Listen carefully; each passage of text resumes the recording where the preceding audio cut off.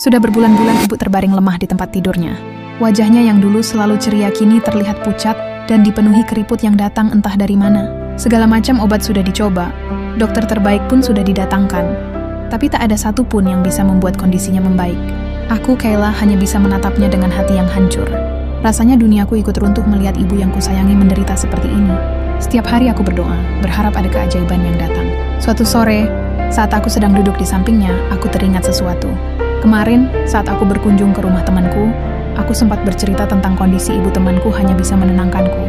Tapi saat aku hendak pulang, di depan gerbang rumahnya, seorang kakek tua dengan senyum teduh tiba-tiba menyapaku. Dia memberiku sebatang coklat yang dibungkus kertas emas sederhana. "Untuk ibumu," katanya singkat, lalu pergi begitu saja sebelum aku sempat bertanya apa-apa. Awalnya aku ragu, tapi entah kenapa ada dorongan kuat dari dalam hatiku untuk memberikannya pada ibu. Aku mengambil coklat itu dari dalam tasku. Aromanya harum sekali, berbeda dari coklat biasa. Aku membuka bungkusnya dan mematahkannya sedikit. "Bu, Kayla punya coklat buat ibu," bisiku lembut. Dengan susah payah, ibu membuka matanya yang sayu. Perlahan, aku menyuapkan potongan kecil coklat itu ke mulutnya. Ibu mengunyahnya dengan sangat pelan, lalu tersenyum tipis sebelum kembali terlelap.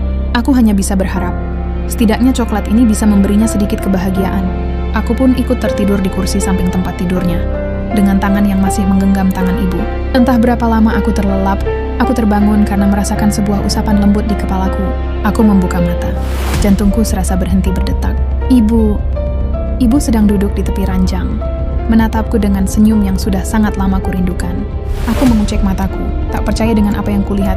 Ini bukan mimpi, tapi yang lebih membuatku terperangah adalah wajahnya. Keriput-keriput halus yang kemarin memenuhi wajahnya hilang. Wajahnya terlihat jauh lebih segar, lebih muda, seolah waktu telah diputar mundur. Kulitnya kembali kencang dan merona. Suaraku bergetar. Ibu hanya tersenyum, senyum sehat yang selama ini kurindukan. "Kayla, ibu merasa jauh lebih baik," katanya dengan suara yang jernih.